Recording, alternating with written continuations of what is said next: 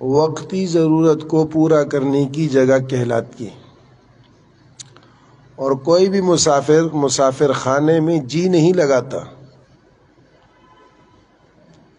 جیسے تیسے اپنا وقت بسر کرتا ہے کہ بھائی میں نے تو اپنی منزل جانا ہے۔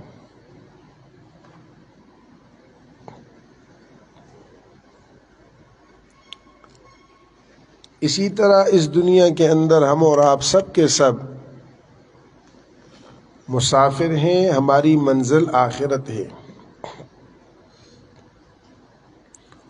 اور اس دنیا میں اس آخرت کی تیاری کے اعتبار سے احکام اور اعمال ہیں۔ یہ ہمارا جو دنیاوی زندگی کا مرحلہ ہے، یہ اس کی تیاری ہے۔ اب ہر انسان اپنے ہاتھ میں اس کے، وہ جیسی تیاری کرے گا ویسے اس کی منزل ہوگی۔